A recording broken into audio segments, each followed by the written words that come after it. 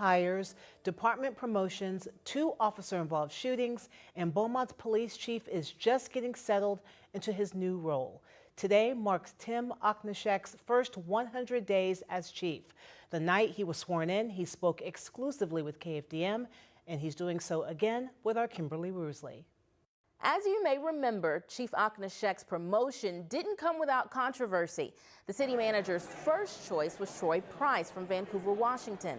But for the first time in city history, city council did not accept the appointment. Most council members said they wanted someone local. So the city manager went back to the drawing board and selected Ocnaschek.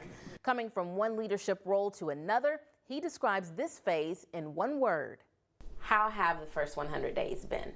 Busy, very busy. There's been a lot going on. Beaumont Police Chief Tim Ocnaschek says he now has a different level of responsibility and accountability. November 8th will mark 100 days since Ocnaschek was sworn in. So far, he says his greatest triumph in the role is support by way of the community and officers. It's been very helpful. It's been very positive. And it's obviously from the heart, not just people saying that because I'm the chief. And it's the heartfelt portion of it has been, it's an honor. Take a look at what we got here. Another bright spot, the opening of the Real-Time Crime Center, where officers can access cameras and technology across the city to help with investigations. Businesses have them, homes have them. And so we're not reinventing the wheel. What we're doing is trying to take advantage of partnerships. Right now it operates 12 hours a day with 3 officers and the anticipated hiring of 4 civilians. The goal is to have it manned and running 24/7 with 3 officers and 16 civilians. The chief says the center has helped solve more than 185 cases. While the chief celebrates successes, he's also been met with challenges. Is there any particular challenge that you can think of that in your first 100 days, it's like, that was a challenge I wasn't necessarily expecting? I wouldn't say I didn't expect it, but whenever you're talking about allocations of manpower around this time of the year, we're always looking to adjust our staffing to make sure that when we do our annual shakeup that we have people where the needs are.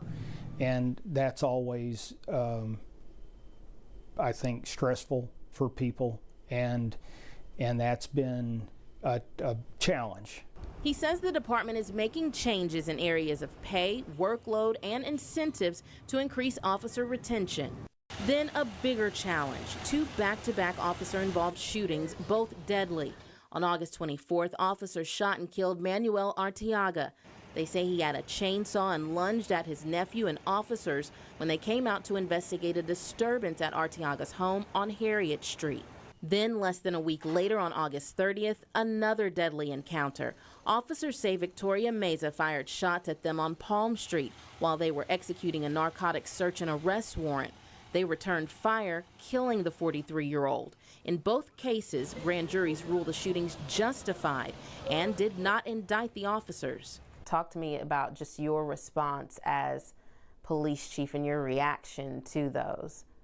Well, first of all, we're most concerned with safety, public safety, and also the safety of the public and the officers.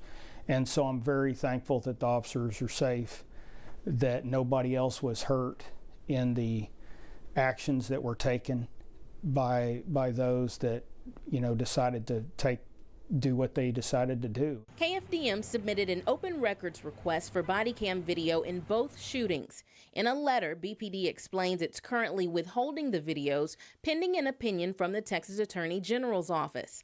The department cites these reasons. In both shootings, officers were not convicted, and there's unrelated sensitive information seen in the videos, either someone's license plate number or date of birth. Plus, in the Arteaga shooting, there's an ongoing criminal case linked to the shooting that uses the video as evidence. When asked about being transparent to the community, the chief did explain the videos could still be released. What do you say to those community members? We'll get it out as quick as we can and be able to make that public. At the time of our interview over 2 weeks ago, Ocnaschek did say that he would check on dates for when the body cam videos could be released and get back to us. We checked back with BPD Thursday afternoon and were not given a date, but were told, quote, when all legal timelines are exhausted. And that was Kimberly Roosley reporting. Another interesting point about the crime center, the chief says eventually BPD also wants to have cameras and intelligence outside of Beaumont and surrounding cities, since criminals don't tend to stick to one city.